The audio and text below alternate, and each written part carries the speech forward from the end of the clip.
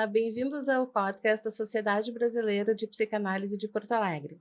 Eu sou a Heloísa Zimmermann, psiquiatra, psicanalista. A anfitriã comigo hoje é a Aline Santos e Silva, psicóloga, membro do Instituto da Nossa Sociedade. E o nosso convidado de hoje é uma pessoa muito especial, porque antes de ser psicanalista, ele já era um torcedor apaixonado. O Gildo Katz é fundador da Nossa Sociedade, membro titular e didata. Ele é médico e psiquiatra formado pela URGS e ele é professor na Fundação Universitária Mário Martins. A respeito do futebol, o que eu pensei em falar foram alguns dados concretos, primeiro, para a gente ter uma noção da importância do futebol nas nossas vidas. Então, assim, várias fontes diferentes concordam que o futebol é o esporte coletivo mais popular do mundo.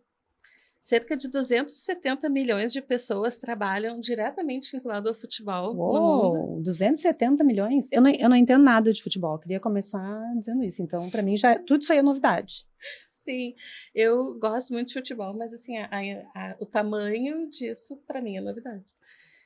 E a outra coisa que eu achei muito bacana, que eu já sabia, é que o futebol moderno surgiu na Inglaterra no século XIX. O que eu não sabia é que tem origens que remontam 3 a 5 mil anos atrás na China e várias outras culturas. Né? No México eu já tinha visto, mas em vários lugares do mundo eu já havia. Especialmente, eu vi no México, visitando Cancún, com os maias jogando, né? Feito de borracha já. É. Exato. E, então, de posse desses dados concretos e contundentes, Gildo, por favor, conta pra gente como é que a psicanálise explica assim, a força, as condições, as consequências ou os resultados né, que fazem com que tanta gente, há tanto tempo, se dedique tanto ao futebol. Bom, realmente o futebol, ele mexe com o mundo todo, né? Com todas as pessoas, e a ponto de, por exemplo, um jogador como Pelé, né, ter interrompido uma guerra em 2 países da África, e contam, né, as más línguas, que um ditador e os generais inimigos pediram para assistir na trégua, para assistir o jogo em território do inimigo. Pelé foi embora, né, e aí continuou a guerra. Né?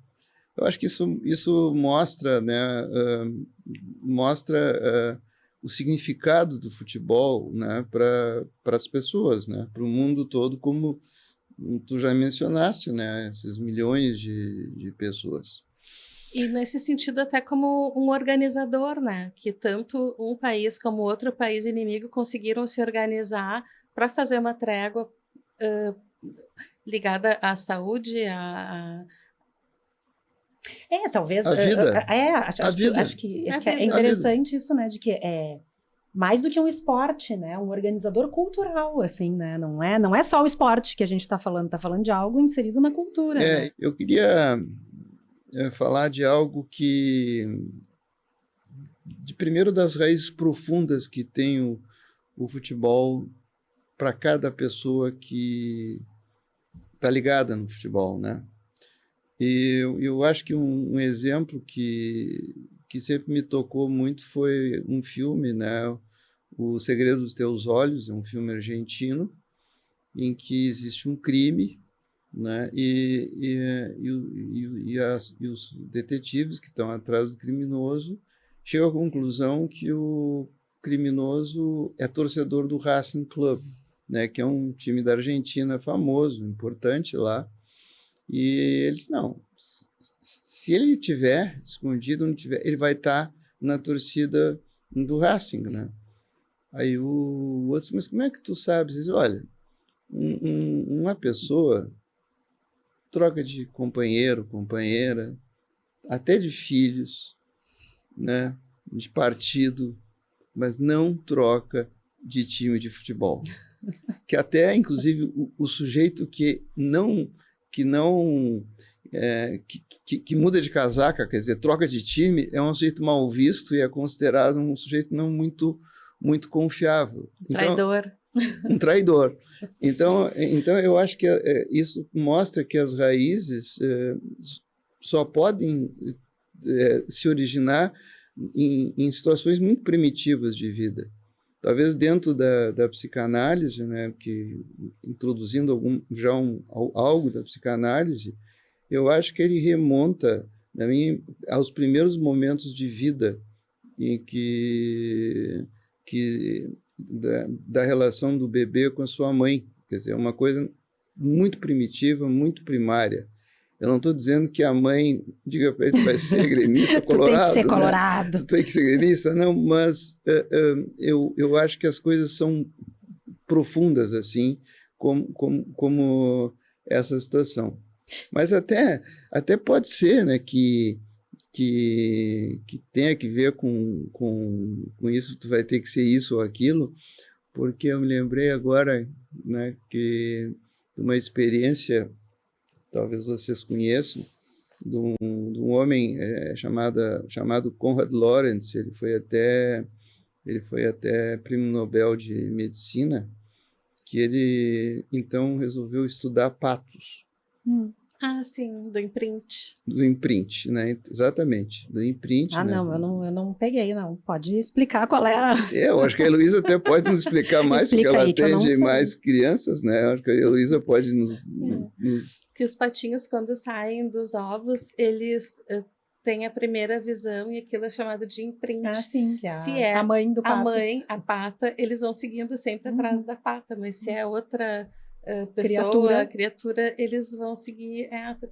Tem um filme bonitinho sobre isso, que uma menina daí voa para levar eles para o lugar certo, mas talvez tenha imprint de camiseta de time também. Então... Pois eu não digo que seja exatamente assim, mas eu acho que essa relação, eu acho que esse exemplo, né, que a gente trouxe, né, eu acho que mostra a profundidade que é para uma pessoa o futebol, né?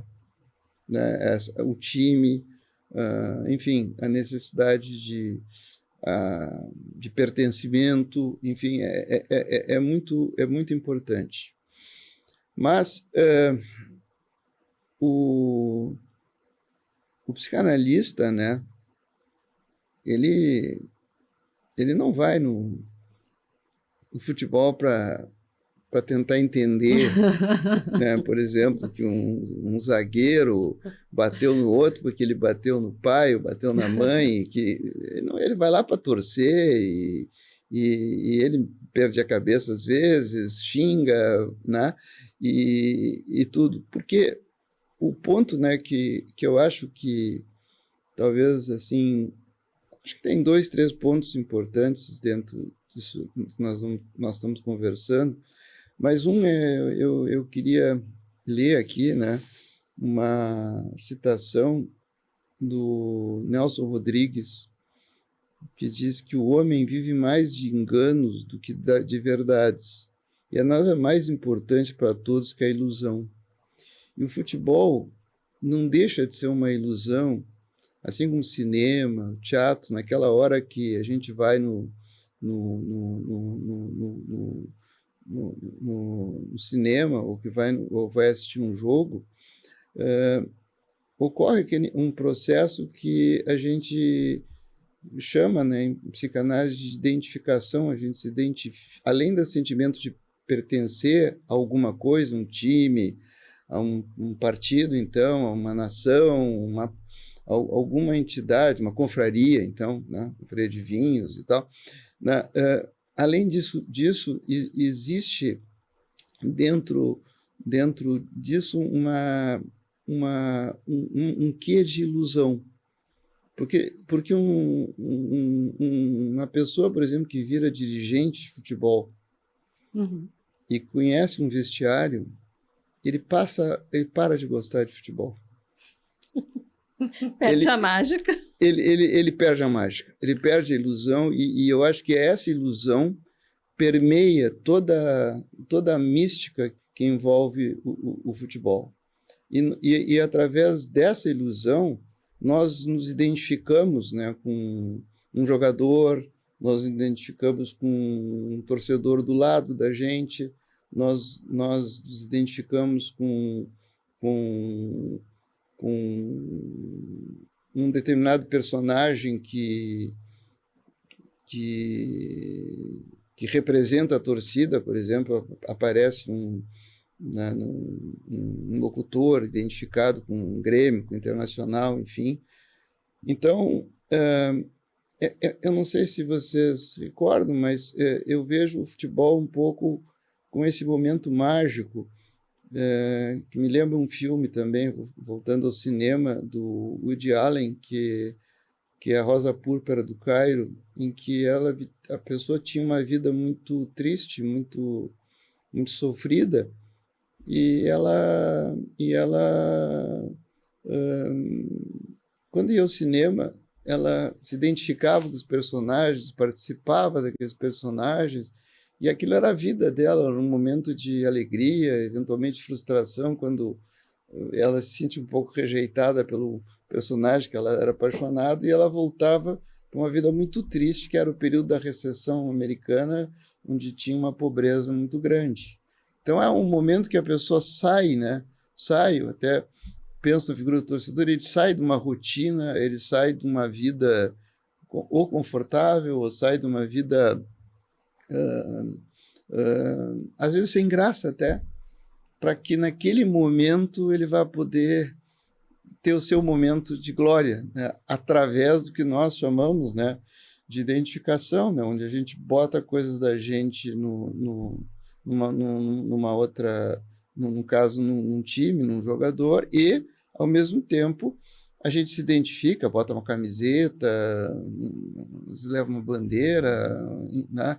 Então, esse é um processo que a psicanálise leva muito em conta, né? A questão da identificação e a questão tanto a identificação por outros que se chama lá, identificação projetiva, mas eu disse, não vamos falar em coisas muito técnicas, né? E a outra são as identificações introjetivas, que a gente passa a ser... tanto é que se diz assim, o Grêmio vai jogar hoje. Não, nós vamos jogar hoje. Né? Então, Sim. esse processo de identificação é um dos pontos, a ilusão e a identificação, para mim, são pontos fundamentais dentro do futebol. Pois é, eu queria te ouvir a respeito desses personagens típicos, assim, porque tem o jogador que às vezes tem uma origem mais humilde, e daí desponta e fica milionário, que eu acho que é um sonho comum. Depois tem o juiz, que em geral é muito mal visto, né? Como é que tu vê esses personagens? De todos os personagens, né, para mim, um dos personagens mais curiosos é o goleiro. O goleiro tem uma personalidade muito especial. Ele é um sujeito, em geral, deveria ser, né, grande, forte, mas ele é muito fechado, muito calado. Ele fica sozinho lá. Ele fica sozinho do jogo, né? Fica sozinho. Tem uma frase que diz, né, que ele é tão solitário que diz que onde ele está não cresce grama, né? De tão solitário e mesmo quando ele é o herói de um jogo, está todo mundo comemorando aqui, o goleiro está num canto. Eu estou me lembrando de um goleiro famoso aqui do Brasil, né, que no vestiário, nos intervalos, ele xingava todo mundo.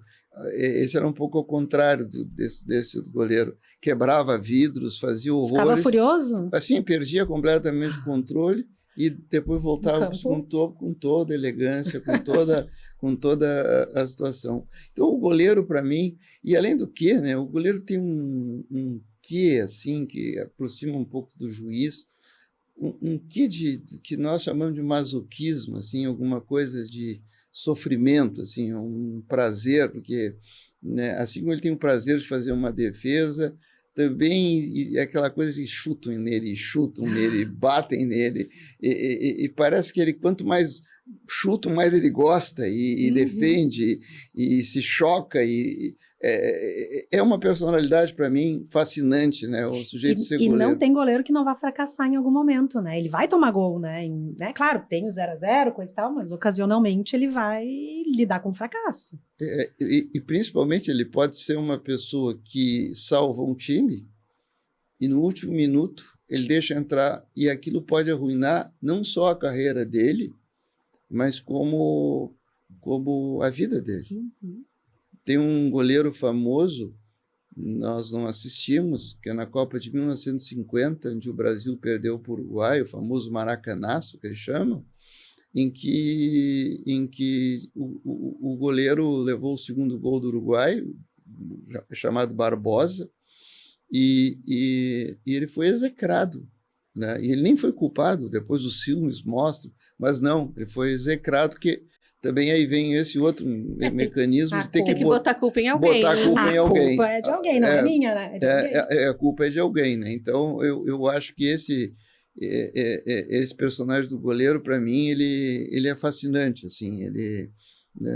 Vocês podem olhar, os goleiros também são muito místicos. É difícil ele não se ajoelhar e não fazer o sinal da cruz, né? Como se Deus só olhasse para ele e não olhasse para o resto, mas isso por hora eu falo do goleiro e logo depois eu penso que um outro personagem muito interessante é o juiz, né?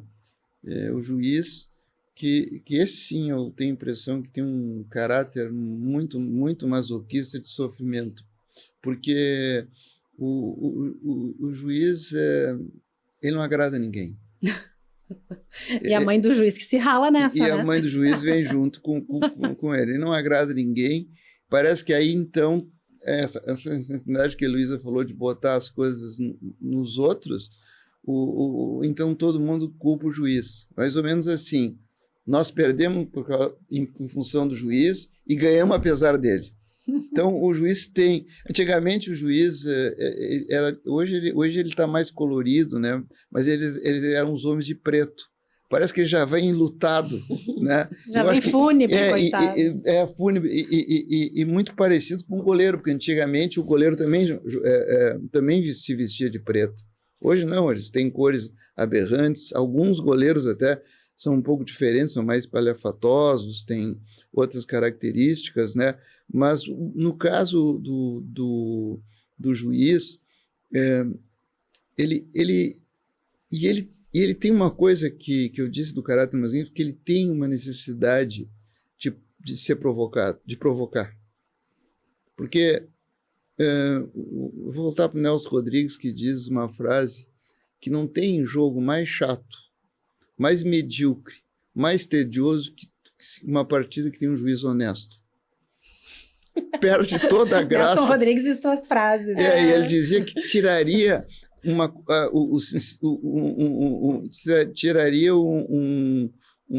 conexão, uma conotação trágica shakespeariana de uma partida de futebol. Tanto é assim que o juiz sofre, às vezes, que diz assim, um bom juiz passou desapercebido. Não existe. Então, ele precisa existir. Então, ele é alvo e parece que ele chama isso através de uma série de condutas, porque senão perde o sentido para ele. Então, tem um quê de sofrimento no juiz, que lembra muito o goleiro, né? É um caráter assim, mas... Né, o Freud nos explicava que as coisas funcionavam aos pares, quer dizer, há todo um masoquismo, aquele que gosta de sofrer, tem um sádico competente, né? É um sujeito que maltrata o outro, né? Então, muitas vezes o juiz se torna um algoz de um time, expulsa metade de um time e se torna um sádico. Né? Então, essa situação de variar de uma situação para outra é uma coisa interessante também de ver no juiz. Mas isso são determinadas situações, né? Uma coisa que eu acho interessante é como o juiz o o juiz sádico é mal visto pela torcida, mas une a torcida. Sim, né? contra ele. A ideia de que a torcida precisa de um inimigo externo para se unir também é bem típica, né? E tem as torcidas rivais, né? Como é que tu... Não, isso que tu está falando é fundamental, porque todo ser humano, entrando um pouquinho na psicanálise, todo ser humano, como eu disse no início, nós vamos falar na ilusão, nós vamos falar na identificação e na lembrança do filme, né, O Segredo dos Teus Olhos, em que a pessoa não muda de time, né? Eu falo nas raízes muito primitivas de todas essas emoções, né? O futebol também é ilusão e é emoção. Toda criança que nasce, né, ela não deixa de ser uma ressentida, porque teoricamente hoje se estuda, diz que a vida antes intrauterina é uma maravilha. E muita gente pensa assim. Tem gente que na vida não trabalha, joga na loteria, porque tem um sonho de um dia não fazer nada, de retornar a esse útero. Mas eu falo no ressentimento. Então, toda criança, ela nasce ressentida, porque logo que ela nasce, ela tem que comer e tem que respirar. E como ela não tem noção de tempo, o tempo que a mãe chega para acolhê-la, alimentá-la, cuidá-la, aquecê-la, etc., segurá-la no colo, esse tempo, para o bebê, ele é infinito. Então já existe um ressentimento que, dependendo das condições, né, de vida, ele vai superar e vai se tornar um sujeito de bem com o mundo, de bem com a vida, com amigos, com vínculos, mas aquele ressentimento está lá. Ele não desaparece. Ele fica latente, né? Ele fica lá esperando. Quando a mãe satisfaz, fica tudo bem, mas em seguida vai ter necessidade de novo e tudo isso volta. Exatamente. Né? E quando ele encontra, então, um adversário, que alguns chamam de inimigos, mas são adversários, aquele ressentimento, aquela raiva inicial se volta e a pessoa precisa expulsar dela. Ela não suporta dentro dela, porque se ela ficar com isso dentro dela, vai morrer. Se envenena. Se envenena, exatamente. Então, ela põe isso para fora. E nada melhor do que o adversário ou o inimigo, dependendo do sujeito. Ou a mãe do juiz. Ou a mãe do juiz. Mas, e o mais sério disso, e importante, né, que a Heloísa mencionou, é que isso, às vezes, o juiz, a senhora, mãe dele, e a torcida não chega. E aí, então, tem que brigar entre si. Uhum. Outro dia teve uma briga. Agora, né? E agora eu estava escutando, enquanto eu esperava para vir até aqui, que o Grêmio foi suspenso por 3 partidas pela briga que houve entre os torcedores. Uhum. Porque quando já não dá conta essa necessidade de fazer inimigos. Isso é uma coisa humana, isso. Daí nós temos as guerras e tudo mais, né, que acontece. É preciso ter um inimigo externo, né? E nós temos, é só pegar qualquer situação da história, né, é preciso, né, sem entrar muito nesse detalhe que escapa do futebol, mas é provável, né, pelo que eu li, que a situação do Putin não era das melhores e ele precisa criar, então, uma guerra, porque aí une, como tu disseste, né, Luísa, une um grupo, né, e aí temos o inimigo. Agora, se ele fracassar, aí dá a briga dentro, como as torcidas do Grêmio começaram a se pegar entre eles, né? Porque essa agressão precisa ser colocada em algum lugar, né? Esse espaço, isso que tu chamou de ilusão, que o futebol oferece, esse espaço de ilusão, onde pode acontecer, então, o xingar, o gritar, o chorar, porque a gente vê direto, né, na televisão, as pessoas abraçadas na bandeira, chorando, o time perdeu. Tudo isso é importante e necessário. Deixa eu ver se eu entendo o que tu está dizendo. Quando esse pensamento, esses sentimentos todos não se processam, se parte para ação, né? Isso. E aí sim vem a violência, vem isso atuado, né? Digamos assim, pegando esse exemplo, se o meu time está ganhando, a comparação que eu vou fazer já que é psicanálise de futebol, né, que eu vou fazer, é como se a minha mãe estivesse me alimentando bem. Agora o meu time faz uma bobagem lá, leva um gol, o juiz engana, o adversário faz um gol de mão, por exemplo, todo aquilo, cai a amamentação e aí essa raiva tem que ser colocada. Pobre das mães, elas levam as primeiras lambadas, né? Mas então elas são colocadas nos outros, né? Na torcida. Não sei se... Eu queria fazer 2 observações em relação a isso. A primeira é como o futebol, apesar dos anos em que vivemos, segue sendo um ambiente muito masculino, né? E as mulheres que tentam chegar, muitas vezes sofrem resistência e são xingadas, né? É a mãe do juiz, é a mãe do goleiro, tem muito disso. Tu sabe, Luísa, que está mudando. Domingo passado, teve um jogo do Internacional com o Corinthians, foi o maior número de pessoas num estádio de futebol feminino até hoje no Brasil. Nos Estados Unidos é comum, né? Sim. As mulheres jogarem futebol mais do que os homens. As seleções femininas americanas são excelentes, né? Acho que junto com as alemãs e as australianas, me parece, né? Com exceção nós temos uma Marta aqui, que é a nossa jogadora. A grande jogadora. Grande jogadora, né? Mas hoje a gente vê as meninas já correndo atrás da bola. Né? Sim. Porque esse outro aspecto é a bola. A bola é fascinante. Pega um gurizinho, e agora também as gurizinhas, porque a cultura também está mais permitindo isso, né? Eles ficam fascinados. Se a bola representa um seio da mãe ou qualquer coisa assim, eu não sei. Mas existe um fascínio de uma criança pequena por uma bola. Né? Tem aquela história, cuidado, que atrás de uma bola sempre vem uma criança. Né? Só que hoje a mulher está muito mais presente nisso e essa situação de domingo passado mostrou realmente como a mulher está se empoderando mais e como ela está mais participando no Brasil. Estados Unidos agora está melhorando o futebol masculino. Lá, mais importante era o futebol feminino. Prioritariamente feminino, né? Um esporte mais feminino.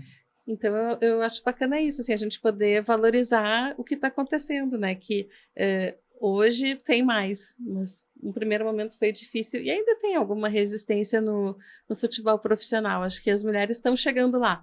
Né? Mas hoje o que tu assiste? Tu assiste uma juíza. Sim. Tem uma juíza chamada Edna, que sempre que joga prejudica o Grêmio, até isso. Né? Chegamos na parte dos amores. Prática agora, a parte prática do podcast. Não prejudica o Grêmio. Né? E se tu escutares algumas partidas pela televisão, vai ver mulheres narrando. Comentando. A Renata Colombo tem uma que narra, quer dizer, a gente não via isso. Não eu achei isso uma coisa muito bacana, assim. E não é muito tempo, né, gente? Não, porque eu no meu tempo de colégio, nunca joguei bola, assim, tinha educação física separada, eu tenho 40 e poucos anos, eu não, né? Não é tanto tempo, era separado, não era jogo, as meninas iam jogar vôlei e os meninos iam jogar futebol, e era assim, né? E mesmo essa parte de mulher não sabe como é que é a regra do impedimento, isso é um princípio básico, né? Então esse tipo de ofensa está melhorando, e hoje já tem mulheres que apitam, que comentam, isso é muito legal. A outra coisa que eu queria falar sobre essa parte do sentimento de plenitude e de satisfação da mãe, eu acho que no futebol e em shows, e talvez em algumas religiões, é onde se sente, o Freud chamou de sentimento oceânico, né? Que essa sensação de estar junto, de pertencer a um movimento maior, a uma eternidade, e isso é uma coisa que acho que as pessoas buscam também. Exatamente, né? Isso foi, né, o sentimento oceânico. Ele escreveu uma carta para um amigo dele, Romain Rolland, né, sobre Isso. o sentimento oceânico, no sentido de pertencer, como a Heloísa falar, dizer, porque todo mundo tem uma necessidade de pertencer a alguma coisa. A não ser que a pessoa esteja muito prejudicada emocionalmente, né? Eu preciso pertencer a alguma coisa. Já disseram, eu sou disso, eu da sociedade, né? Eu sou gremista, né? Necessidade de pertencer. Mas tem uma outra coisa ali, né, que eu acho que caberia acrescentar, é uma coisa de perenidade, é uma coisa de uma das formas de elaborar também uma coisa de transitoriedade. Uhum. Por exemplo, muitas vezes um homem é enterrado com a bandeira do Inter, com a bandeira do Grêmio, embora ele tenha feito outras coisas importantes, que sabe até para o Brasil, não, ele é enterrado com a bandeira quer dizer, também existe, além desse sentimento oceânico, que até acho que é o Freud que fala que é a base, né, também da coisa da religião. Tu chegasse a mencionar a religião, claro, Uhum. né, que também está baseada nessa questão de continuidade eterna, né? Então, meu time é imortal. Eu queria só voltar a uma coisa que tu mencionaste ali, né, que acho que também a Luísa, que é a questão do ídolo, né? O ídolo tem uma ele, em geral, nasce, digamos, 99% aqui no Brasil. Não vou falar da Europa, eu não conheço, não vou falar de... Mas no Brasil, em geral, são crianças pobres que vão crescendo e na medida que eles vão adquirindo, ganhando dinheiro, sendo bem claro, eles vão também não podendo suportar o sucesso deles, né? Então, se num primeiro momento a primeira coisa que eles fazem, que é legal, que é eles compram uma casa para os pais. Tá? Esse é o primeiro dinheiro lá, vai ver que olha, nós vamos assinar se tu comprar para os teus pais uma casa. Uhum. Mas logo depois já compra um carro, um Porsche, sei lá, um carro desse tamanho, e a sensação de que aquilo não vai passar. Né? É uma frase bonita do Galeano que eu me lembrei, né? Que diz que é que nem uma estrela, né? Que ela cai e não deixa consolo quando o jogador é mal orientado, e principalmente quando ele tem as parcerias, os famosos parças, né, que vão idealizando, né, esses jogadores. Eu me lembro que um dia eu estava num restaurante, né, e de repente entraram duas pessoas, né, olharam para o restaurante para ver como é que estava, dois caras que realmente fortes, e entrou um jogador de futebol. Me chamou muita atenção o relógio dele, que é um negócio cravejado de brilhantes, né? E sentado, rodeado de gente, como um rei, e todo mundo começou a reclamar porque o restaurante, ninguém servia, mas ninguém só servia o ídolo. Né? E esse menino que veio de uma situação dessa, suportar esse assunto, suportar isso, é uma coisa que a Luísa comentou comigo antes, um dia, que é a questão dos arruinados diante do êxito. Talvez seja uma das coisas que a psicanálise pode deixar como legado, que, além do futebol, de que, por melhor que a gente esteja, a gente pode cair. E a gente poder suportar se sair bem na vida, é uma tarefa muito grande, porque aí ela envolve sentimentos mais profundos, que estão ligados a uma coisa chamada poder ser melhor do que os nossos pais. Ainda que os nossos pais desejassem isso, pelo menos os bons pais, nem sempre os filhos estão de acordo com isso, tá certo? Então, ser melhor do que o meu pai é uma coisa muito difícil. E eu acho que tem um exemplo muito bom disso é a diferença do Maradona e do Pelé. Né? Isso foi uma das coisas que eu fui me lembrando, que me chamou a atenção. Maradona dizia que era Deus. E se criou até uma igreja. Enquanto isso, ele se drogava. E quando diziam para o Pelé que ele era o melhor do mundo, isso é porque vocês não viram o Dondinho, que era o meu pai, que é um que se machucou com 20 e poucos anos e ele ficou inutilizado no futebol.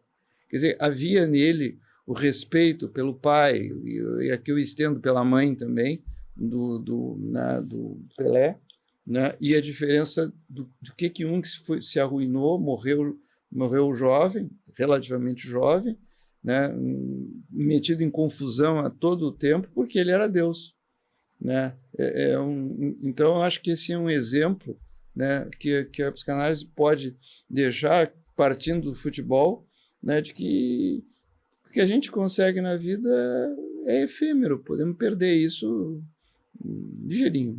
Eu acho muito boa essa citação desse textinho, né, que é um texto curtinho, né, o Arruinados pelo Êxito, né, é um texto bem curtinho do Freud, eu acho um dos textos, assim, mais...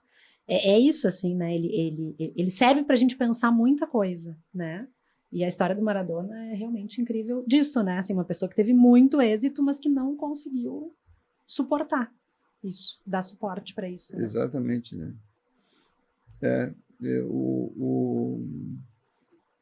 Bom, a história do Maradona é a história de muitos jogadores, né? E alguns que têm boa cabeça, eles conseguem, né? Conseguem. E eu fico pensando, né? Hoje em dia, assim, né? Cada vez mais jovens, né? Eles são recrutados e vão para a Europa, né? A gente escuta histórias, assim, né? De gurizada com 12, 13 anos indo já morar longe da família, ir para a Europa já para fazer a vida, coisa e tal. Eu acho que isso é pesadíssimo. Né? É isso que eu ia dizer agora. Foi boa a tua lembrança, Lili, porque o jogador custa se dar conta que ele é uma mercadoria, que ele é usado, vendido. Ele não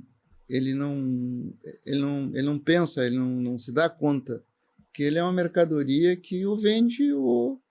Portanto, eu acho que eu interrompi, Luiz, te dizer uma coisa. Eu ia dizer que essa parte dos jogadores ascenderem muito rapidamente e muito jovens, com pouca experiência de vida e muitas vezes pouca estrutura familiar mesmo, pessoas que possam orientar, é uma coisa dantesca, é muito triste de ver e daí eles colocam a perder muitas conquistas, né? Eu sempre fico pensando que se tivesse um psicanalista ali ajudando a entender o que está acontecendo, né? E eles, sim, tem muitas crianças, adolescentes já, né? Mas eles saem de casa muito cedo, vão para os centros de treinamento. E claro que tem adultos responsáveis, mas tem alguns que são bons, outros nem tanto, né? No Rio de Janeiro teve um que incendiou, que foi um desastre. Claro. Né? O Ninho do Urubu no Flamengo. E então esse tipo de atrocidade que acontece com os jovens também conta, né? Eu acho que tem o lado bacana do futebol, que traz muita esperança, mas ver esses meninos, às vezes, com a responsabilidade de serem arrimo de família desde tão cedo e em condições nem sempre boas, é triste também, né? Eu acho muito importante o que tu está falando, porque eles perdem, talvez até por esse deslumbramento que vem, eles perdem uma etapa importante da vida deles, de estar com os pais, de ser mais criança por mais tempo. Talvez isso, eles logo são essa mercadoria, e inclusive fomentado pelos pais, porque vem neles a possibilidade de ascenderem socialmente e de terem uma vida melhor, na verdade. Então, o que é roubado, parte da adolescência deles, a parte de criança deles, é muito importante. Então, o jogador é um jogador complexo, é uma figura complexa. Não é uma coisa tão simples, um sujeito que está correndo atrás da bola. Ali tem histórias e mais histórias e mais histórias. Uma coisa divertida que eu lembrei são as expressões idiomáticas ligadas ao futebol, né? Quando tu falou do lateral esquerdo, eu lembrei essa que eu ouvi há muito tempo e demorei para entender, que é, às vezes a gente está com tudo organizado na vida, vai fazer e de repente tem um problema que a gente não se dava conta. E daí a pessoa vê, não contou com o lateral esquerdo, né? Então não adianta fazer tudo bonitinho sem esperar que agruras vão acontecer, que golpes do destino vão acontecer. Ou seja, que assim como a psicanálise entrou na cultura, né, o futebol também entrou e já é cultura, né? Então, se usa, né, tanto de um lado quanto de outro, né, expressões. Eu queria comentar uma coisa para vocês que é muito curioso. Nós no nosso trabalho, uma das coisas que a gente costuma trabalhar com um determinado paciente é com um pensamento mágico. Ou seja, uma ideia de que o sujeito pensa algo e ele não quer saber se aquilo ali tem a ver ou não com a realidade. Ele acha aquilo e o que ele acha aquilo, né? São pensamentos mágicos. Bom, se tem um lugar onde o pensamento mágico faz parte, que está em todo o tempo, é no futebol. Eu vou com aquela camisa, porque há 2 anos atrás, quando eu joguei contra o outro time, eu fui com essa camisa, e se não acho a camisa, tem um escândalo em casa, porque eu preciso daquela camisa, né? Ou, mas qual é o tênis que eu fui no último jogo? Não, então não vou com esse jogo. Então é todo um pensamento mágico que envolve também um torcedor. Tem pessoas, por exemplo, que têm 2 ou 3 televisões, né? Eu não vou ver nessa porque aqui, eu vou ver naquela. O tempo todo tem pensamento mágico, né? Eu acho que isso aí é um tema maravilhoso do futebol, como em tudo na vida, né? Mas é onde se manifesta, né? E tu vê a pessoa, às vezes, fora daquele ambiente, fora do futebol, tudo, não acreditaria que se ele levasse 5 charutos, sei lá, para reunião com o chefe, ele ia conseguir um aumento ou qualquer coisa parecida. É claro. Mas no futebol, acredita. Sim, né? Exatamente, né? Eu mesmo pretendo ir no jogo, mas eu já não estou com aquela camiseta que me deu. Tu tem eu já a camiseta com medo. especial? Quem não tem essa superstição não está dizendo a verdade, né? Todos nós temos as superstições, por mais analistas. Trabalhamos com o quê? Nós ajudamos o paciente a se aproximar da realidade. Mas nós também somos crianças, nós também precisamos brincar. E esse pensamento mágico pode ser uma doença, claro, mas pode ser também um brinquedo infantil, né? De novo, a ilusão, eu acho que sem ilusão, sem brincar, a gente não vive, né? Eu acho tão legal isso, né, Gil, do que tu tá dizendo. Acho que é a segunda vez que tu diz, e eu acho importante a gente reforçar, porque a nossa ideia é que esse podcast circule entre pessoas leigas também, não entre psicanalistas, né, mas entre o público, né? E que isso, assim, né, um psicanalista também pode ir para o estádio e brincar e xingar com certeza. o outro e se estressar junto e comemorar junto, né? Assim, não é, a psicanálise não deixa imune a essas emoções, né? Aham. Uma coisa que eu queria comentar também é sobre o ódio e amor. Um problema que, por exemplo, a Inglaterra enfrentou e parece que superou são as torcidas organizadas. Os hooligans na Inglaterra, né? Os barra-bravas, né? Porque, em geral, é curioso, né? São pessoas que, sozinhas, são pessoas fracassadas na vida. São pessoas de mal com o mundo, são pessoas com empregos muito entediantes, se é que tem empregos, e que, quando vão ao jogo, não vão ver futebol, não vão apreciar nada, né? Eles vão para brigar. Para descarga. Para descarga e causam problemas muito sérios, né? Inclusive com situações até de morte, né? Uhum. Então existe, né, esse sentimento de agressão que, embora ele é necessário no futebol, é necessário para a vida nós termos a agressão. É importante, dentro da visão psicanalítica, não se pode ter agressão, não. É fundamental, e se a gente vai atender um paciente, é preciso que ele resgate, mas ele tem que saber lidar com essa agressão. Sim, a agressão que é a serviço de autodefesa ou a serviço de conquistar coisas é boa. É fundamental, né? É fundamental para a tua vida pessoal, nos teus relacionamentos. Tem um pouco de agressão, mas, né, sempre segurando. E tem também essa questão do amor, né? Porque o que possibilita, né, a psicologia das massas é um trabalho fantástico do Freud, onde ele trata fundamentalmente de uma questão que está presente em toda a cultura, que é a questão de ter um líder em que as pessoas seguem o líder, né? Seguem cegamente, quase num estado de hipnose, né?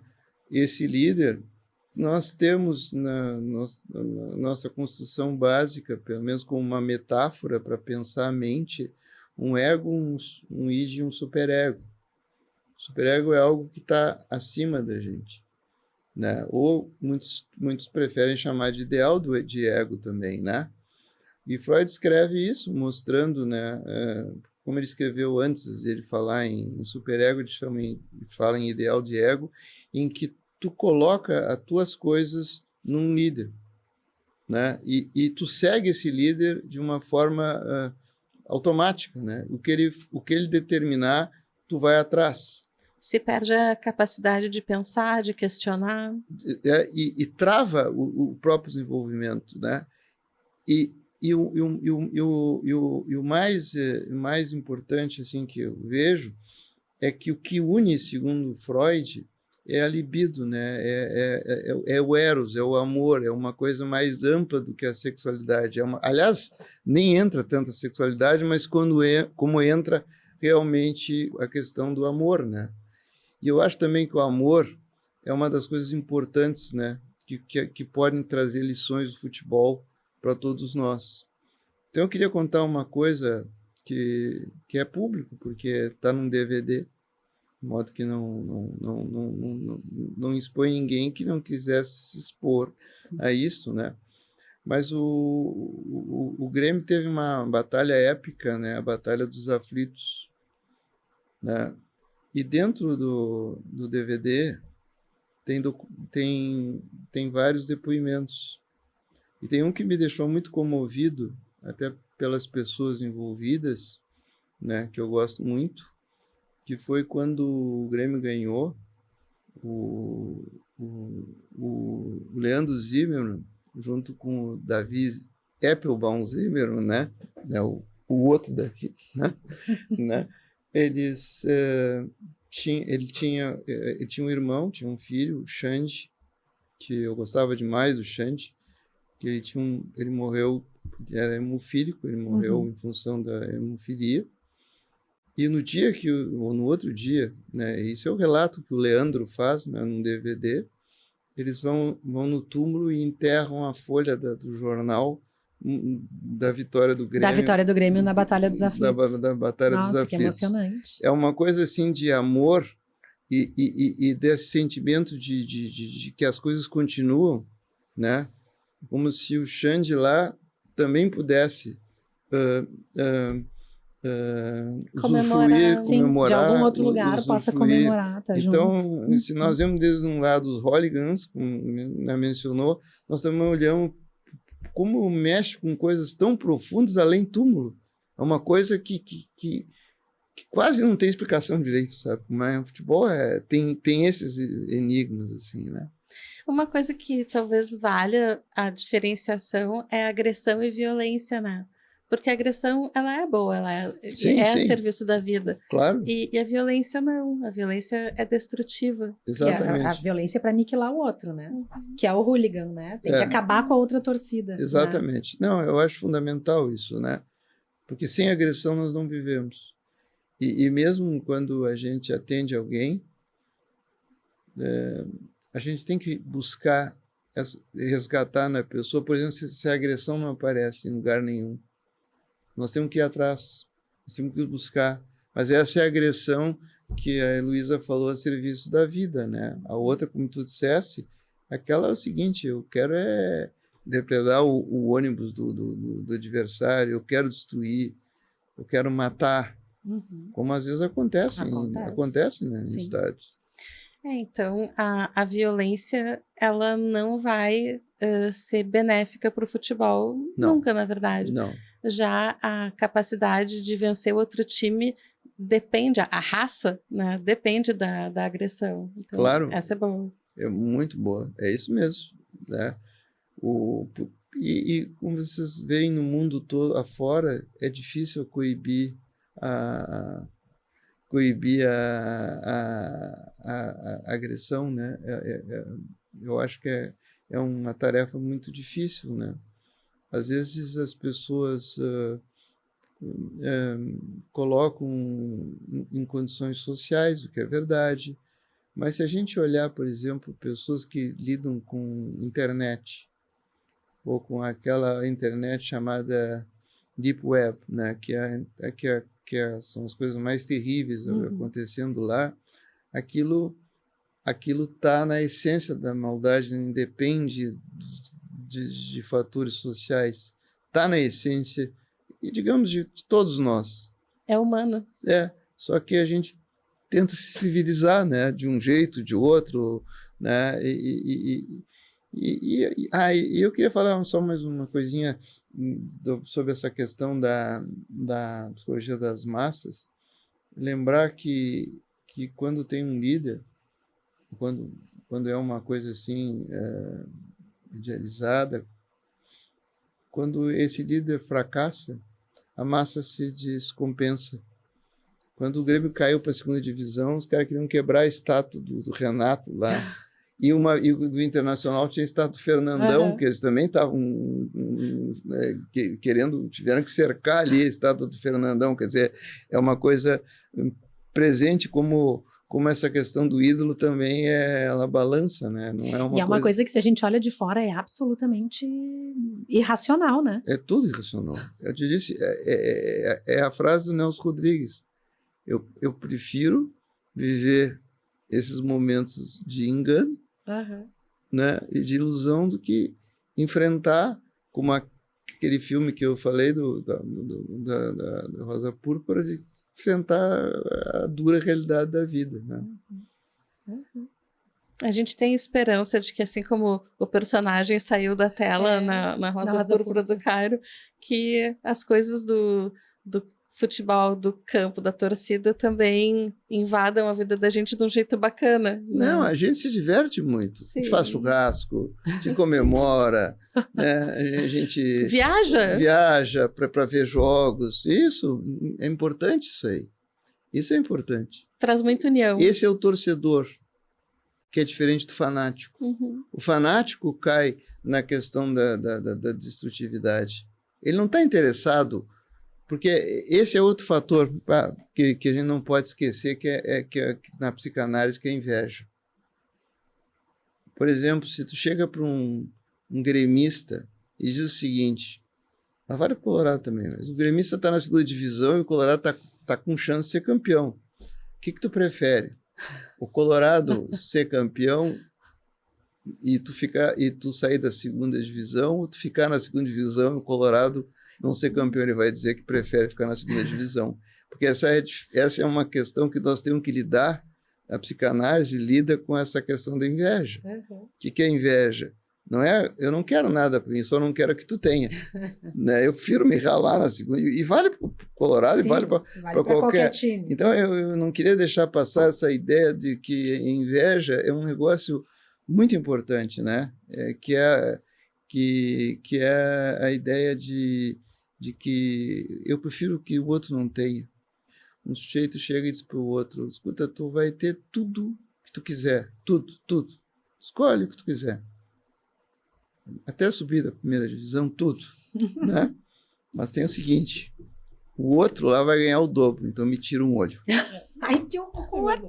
Esse horror, essa tua expressão é isso. E o fanático não quer saber, ele não quer que o outro, ele não torce para o Grêmio, ele torce contra o Inter, ou ele não torce para o Inter, ele torce contra o Grêmio. Né? Então, e isso pode gerar essas violências, não agressividade a serviço da vida, mas essas violências, né, que tem.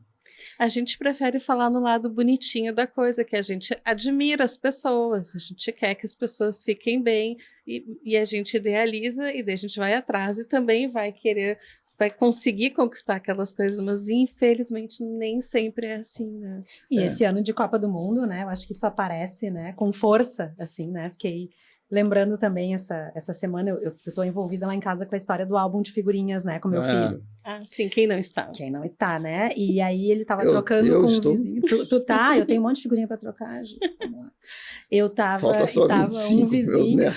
Pro meu filho faltam 3. 25 lá em casa faltam umas 70. Mas tava um vizinho lá em casa trocando com meu filho, e eles estavam, completei tal time, e o gurizinho disse, eu completei a Argentina. Blé, eu não queria completar a Argentina, eu não gosto da Argentina. E eu, por quê? 9 anos. Tu já foi na Argentina? Eu fiz para implicar, claro. Tu já foi na Argentina? Tu conhece um argentino? Por quê? Eu não gosto de argentino. Eu pensei, nossa, como isso vem, né?